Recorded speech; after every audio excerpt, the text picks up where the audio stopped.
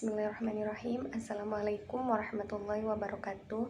Perkenalkan, nama saya Kamilatul Maulidia, NIM 186400414. Di sini saya akan menjelaskan terkait 7 profil usaha di daerah saya dan rencana usaha saya sendiri ke depannya untuk memenuhi tugas mata kuliah kewirausahaan. Baik, di sini saya akan menjelaskan terkait berbagai macam jenis usaha di daerah saya. Nah, usaha yang pertama yakni usaha di bidang kerupuk, salah satunya yaitu di bidang kerupuk rempeyek. Pemilik usahanya yaitu bernama Ibu Putika. Secara awal berdirinya usaha, yaitu beliau tidak hanya membuka usaha di bidang penjualan kerupuk rempeyek, akan tetapi beliau juga membuka warung yang menjual sayur-sayuran dan lauk pauk. Penjualan kerupuk rempeyek tersebut adalah usaha sampingan, karena mulai siang hari hingga sore hari waktu beliau kosong, dan akhirnya beliau berinisiatif untuk membuka usaha baru yaitu penjualan kerupuk rempeyek. Keuntungan yang diperoleh beliau setiap satu kali produksi atau setiap harinya yaitu mulai dari 100.000 sampai 120.000. Dan keinginan beliau ke depannya yaitu untuk menambah produksi penjualan kerupuk rempeyek dan dijual juga di toko-toko sekitar rumah Ibu Putika. Nah, profil usaha yang kedua yakni masih di bidang kerupuk. Yang kedua ini yaitu di bidang kerupuk puli. Sesuai di gambar yang ada di slide, yaitu terdapat logo kerupuk puli cap ikan gurami produksi Mbak Har. Nah, pemilik usahanya yaitu bernama Ibu Hartini. Bidang usahanya yaitu penjual kerupuk puli dari tepung terigu biasa.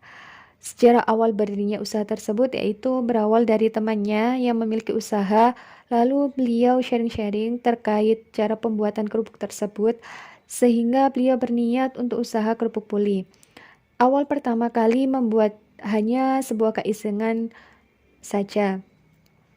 Lalu ternyata kerupuk yang dibuat terlalu banyak, akhirnya dijual di toko-toko sekitar rumah beliau, dan lama-kelamaan banyak yang mengetahui dan mulai memesan kerupuk ke beliau hingga sekarang. Nah, beliau juga menjelaskan terkait modal utama yang digunakan yaitu sebesar 180.000. Dan keuntungan yang diperoleh yaitu keuntungan kotornya per bulan yaitu sekitar 7-8 juta. Dan sekarang beliau memiliki pelanggan kurang lebih 52 pelanggan. Nah, kendala yang dialami oleh Ibu Hartini yaitu ketika hujan. Ketika hujan tidak bisa menjemur kerupuknya, sehingga kerupuknya sampai menumpuk. Dan keinginan beliau ke depannya yaitu usahanya semakin maju dan bertambah pesat, dan bisa membantu tetangga yang tidak memiliki pekerjaan, sehingga bisa bekerja di tempat Ibu Hartini tersebut. Dan di slide tersebut terdapat sebuah kata-kata dari Pak Sandiaga Uno yaitu entrepreneurship itu bukan profesi, melainkan sebuah mindset, yakni mindset yang terdiri dari kerja keras, sikap hidup optimis, inovatif, kreatif, serta leadership. Usaha selanjutnya yaitu usaha di bidang makanan. Pemilik usahanya yaitu bernama Ibu Yati. Beliau kelahiran di Malang, akan tetapi sekarang beliau tinggal di Dusun Genengan, Desa Durensewu, Kecamatan Pandaan. Bidang usaha yang beliau jalani yakni warung makan lontong Kupang. Sejarah awal berdirinya usaha yakni sebelum membuka usaha lontong Kupang, beliau pernah bekerja di salah satu perusahaan di Pandaan. Dan setelah bertahun-tahun, ternyata beliau terkena PHK, sehingga beliau punya inisiatif membuka usaha. Dan beliau memiliki pemikiran mencari usaha yang tidak ada di daerah rumah Bu Yeti tersebut. Nah, salah satunya yaitu lontong Kupang, sehingga Bu Yati membuka usaha tersebut. Terkait keuntungan, pendapatan beliau masih belum stabil dan belum tentu, dan masih proses mencari pelanggan, karena masih baru membuka warung selama 3 bulan. Dan kendala yang dialami beliau yaitu mungkin kalau musim hujan, karena kalau hujan pemasarannya agak sulit, pembeli pun tidak ada terkadang. Dan keinginan beliau ke depannya yaitu mungkin ini sebuah harapan dari beliau terkait usahanya. Beliau berharap semoga usaha warungnya lebih maju, lebih banyak pelanggannya, dan menjadi sukses. Selanjutnya yakni usaha sayur mayur. Seperti yang di slide pertama yang usaha di bidang kerupuk, yaitu pemilik usahanya bernama Ibu Putika. Di sini juga usahanya bernama Ibu Putika. Bidang usahanya yaitu warung sayur mayur atau sembako. Sejarah awal berdirinya usaha tersebut yaitu keinginan sendiri untuk membuka warung sembako dan menjual makanan atau lauk pauk yang siap saji untuk masyarakat di sekitar rumah Ibu Putika tersebut. Keuntungan yang diperoleh perharinya yaitu kurang lebih 75.000 dari semua apa yang dijual oleh Ibu Putika. Kendalanya yaitu tidak ada kendala karena menjual sembako kalau tidak habis bisa dijual lagi besoknya. Dan keinginan Ibu Putika terkait bidang usahanya di warung sembako yakni menambah barang dagangan seperti LPG, buah-buahan, dan lain-lain.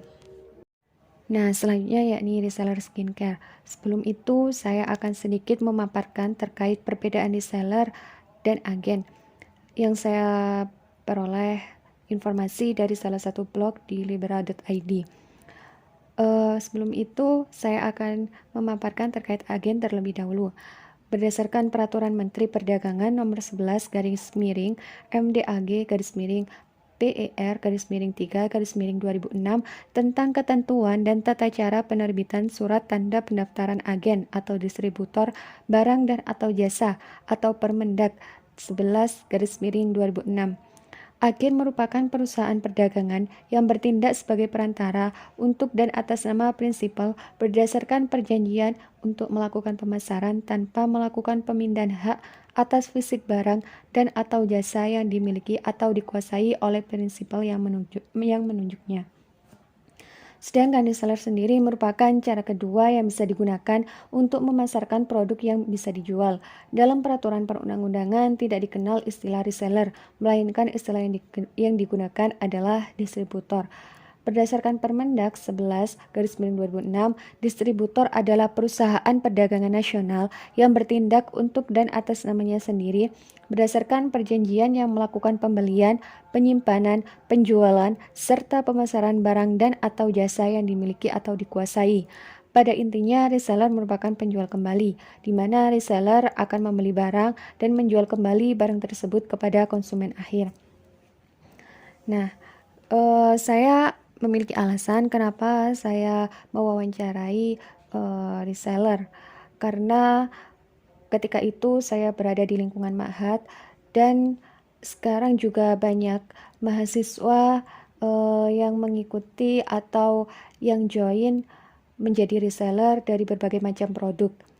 Salah satunya ini yakni teman saya sendiri, Mbak Eva Febrianti. Bidang usahanya yaitu member distributor Nu Amora. Sejarah awal berdirinya usaha yaitu berawal dari tertariknya salah satu postingan story teman di WA terkait bisnis PT DEP Nu Amora dan melihat dari teman terkait komitmen dan keberanian mengikuti bisnis tersebut sehingga Mbak Eva ingin atau join bisnis tersebut. Sehingga sampai sekarang Mbak Eva join bisnis tersebut. Dan keuntungan yang diperoleh yaitu selain mendapatkan bonus atau gaji dari perusahaan, Mbak Eva juga mendapat bonus dari penjualan tersebut. Bonus atau gaji dari perusahaan tergantung dari action tiap distributor, misalnya promosi produk. Dan kendala yang sampai saat ini dirasakan yakni karena bisnis ini sistemnya DSMLM atau Direct Selling Multi-Level Marketing, sehingga yang sulit adalah mencari anggota member atau downline. Terkait promosi produk, Mbak Eva orangnya yang mudian, sehingga terkadang rajin dan terkadang juga males untuk mempromosikan produk tersebut. Dan prospek selanjutnya atau keinginan selanjutnya yang ingin Mbak Eva lakukan yakni ingin membuka stokis atau cabang Nu Amora di Bawean, tempat kelahirannya. Dan juga ingin mengajak banyak orang untuk join di bisnis tersebut. Yang selanjutnya yakni reseller kerudung. Nah, di sini pemilik usahanya juga salah satu teman saya di Ma'had. Dia adalah Sofia Fuada. Dia berasal dari kota Bojonegoro. Bidang usahanya yaitu reseller kerudung. Dan sejarah awal berdirinya usaha yaitu berawal dari keinginan untuk menjadi reseller agar menghasilkan uang untuk tambahan uang saku ketika kuliah. Dari melihat snap di IG, salah satu pengusaha yang sudah memiliki banyak gudang, dan Sofia juga ingin join untuk menjadi reseller produk tersebut. Dan di samping itu, dia juga bercita-cita ingin memiliki suatu usaha atau memproduksi sendiri karena ia juga suka di bidang fashion. Nah, keuntungan dari menjadi reseller kerudung yaitu didapat jika ada customer yang akan membeli kerudung tersebut. Dan kendala yang dialami yaitu susah mencari customer karena tidak telaten membuat story pamflet atau mempromosikan pamflet terkait produk tersebut. Dan prospek selanjutnya yang ingin Sofia lakukan yaitu ingin memproduksi sendiri, melabeli sendiri, sehingga memiliki usaha sendiri. Selanjutnya yakni reseller mukena. Saya sendiri sebagai reseller mukena tersebut. Nah, sejarah awal berdirinya usaha yaitu saya mengenal pemilik usaha mukena yaitu melalui salah satu organisasi yang saya ikuti. Dan kebetulan saya dan pemilik usaha tersebut satu alumni pondok pesantren yang ada di Pasuruan. Awalnya saya ragu untuk menjadi reseller karena saya tidak memiliki skill di bidang tersebut. Akan tetapi saya ingin mencoba bergabung dengan menjadi reseller tersebut sehingga saya mengajukan diri untuk menjadi reseller mukena. Dan keuntungan yang saya peroleh yaitu tergantung dari adanya customer. Terkadang satu mukena itu bisa memperoleh mulai dari 10 sampai 20 ribu rupiah. Dan kendala yang saya alami yaitu susah mencari customer karena tidak telaten membuat snap story WA atau mempromosikan produk mukena tersebut. Dan keinginan saya selanjutnya yaitu ingin memproduksi mukena dan baju-baju muslim sendiri. Nah, di slide tersebut juga terdapat kata-kata dari Bob Sadino yaitu kegagalan adalah bumbu kehidupan. Kegagalan membuat kita bisa menjadi manusia yang tangguh. Selanjutnya yaitu rencana usaha yang saya ingin lakukan ke depannya. Dan sesuai di slide, terdapat sebuah butik, salah satu butik yang dimiliki oleh salah satu artis di Indonesia, yaitu Shireen Sungkar. Nama butiknya yaitu Gerai Hawa. Dan di situ menjual berbagai macam produk muslimah. Nah, saya berkeinginan untuk membuka usaha sebuah butik yang dimana butik tersebut menjual berbagai macam produk muslimah seperti mukena, baju-baju muslim, baju-baju kokoh, dan lain-lainnya. Butik sendiri adalah toko pakaian yang menjual berbagai macam pakaian dan pelengkap pakaian yang berkualitas tinggi dan eksklusif. Usaha butik termasuk dalam usaha perdagangan busana atau fashion merchandising yang termasuk dalam pelengkap pakaian yaitu antara lain sepatu, sandal, macam-macam tas, selendang, ikat pinggang, manset, hairpiece, dasi, dan macam-macam perhiasan. Agar butik berkembang menjadi besar, maka perlu dikelola dengan baik. Untuk itu harus dibuat suatu perencanaan. Nah, di sini saya mengutip dari salah satu blog cara memulai usaha butik. Yang pertama yaitu menentukan ide, logo, dan nama brand. Untuk memulai membuka sebuah usaha, hal pertama yang perlu dilakukan yaitu menentukan logo dan nama brand serta ide model dan juga target pasar yang akan dipilih. Misalnya saya ingin membuat butik yang dikhususkan untuk muslimah. Nah, berarti saya harus menyediakan produk khusus untuk muslimah dan harus sesuai dengan kebutuhan. Selain itu juga memerlukan modal yang tidak terlalu besar. Hal yang perlu dilakukan pada tahapan ini adalah menentukan ide model pakaian yang akan dijual. Tentunya model pakaian muslimah yang akan dijual haruslah memiliki bentuk yang unik, warna yang menarik, dan tentunya membuat konsumen menginginkan untuk membeli produk yang dijual. Yang kedua yaitu membuat perencanaan. Dalam memulai usaha untuk pakaian muslimah dengan untung yang besar, tentunya diperlukan sebuah rencana atau plan bagaimana usaha tersebut akan berjalan. Selain itu, perencanaan ide dan juga rincian modal yang dikeluarkan harus terangkum dengan baik. Dalam hal ini, sekecil apapun rencana kita, sebaiknya menulis dalam list rencana yang kita buat. Dengan begitu, kita bisa menjalankan usaha ini dengan lebih terstruktur lagi. Perencanaan yang dimaksudkan dapat seperti perencanaan jenis barang yang akan dibeli, lokasi usaha, model yang akan dikeluarkan, struktur usaha, kepegawaian, dan lainnya. Dan yang paling penting yaitu proposal usaha. Dan yang ketiga yaitu model usaha butik. Sangat lazim bukan disebutkan bahwa setiap orang tentunya memerlukan modal ketika akan memulai usaha. Hal ini memang tidak dapat terlewatkan sedikit pun.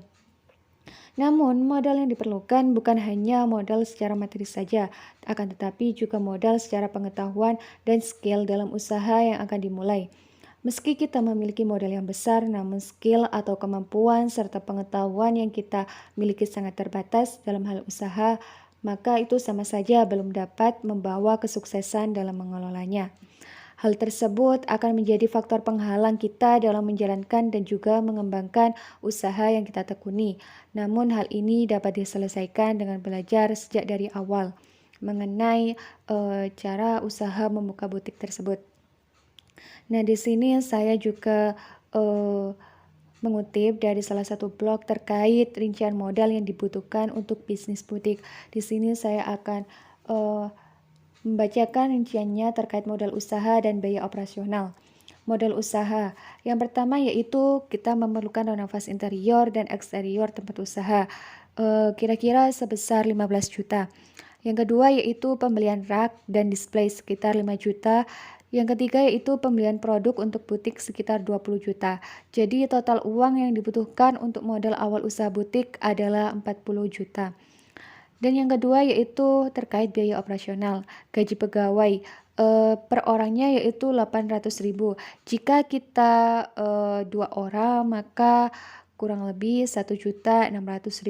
Yang kedua belanja produk butik bulanan yaitu 5 juta, belanja kantong plastik dan lain-lain sekitar 250.000 dan biaya listrik sekitar 300.000 per bulannya. Jumlah biaya operasional yang dibutuhkan dalam satu bulan kira-kira sekitar 7.150.000. Sedangkan modal usaha yang tadi saya sebutkan, modalnya yaitu sekitar 40 juta. Nah, yang keempat yaitu menentukan lokasi strategis. Memilih lokasi yang tepat atau strategis tentu akan sangat membantu dalam mengembangkan usaha yang ditekuni. Pilihlah lokasi yang mudah dikunjungi oleh konsumen seperti ketersediaan alat transportasi ke tempat tersebut, kondisi jalan yang mulus, tempat mudah ditemukan, dan hal lainnya yang memudahkan konsumen untuk mengunjungi toko butik tersebut. Dan yang terakhir yaitu rajin-rajin mempromosikan produk sendiri atau butik kita. Ketika usaha yang dilakukan telah atau akan mulai beroperasi, tentunya kegiatan berpromosi ini sangat wajib untuk dilakukan. Hal ini bertujuan agar masyarakat mengetahui mengenai usaha kita. Tujuan lainnya dari kegiatan promosi ini adalah untuk menarik minat masyarakat agar berkunjung dan membeli pakaian di tempat kita. Oleh karenanya, kegiatan promosi ini harus dilakukan dengan baik dan dapat menarik perhatian. Jenis promosi sendiri sangat beragam, mulai dari penyebaran brosur, pembuatan banner, atau juga dapat melakukan kegiatan promosi secara online melalui sosmed atau menggunakan strategi pemasaran seperti pay per click. Mungkin itu saja yang bisa saya sampaikan, kurang lebihnya mohon maaf yang sebesar-besarnya. Wassalamualaikum warahmatullahi wabarakatuh.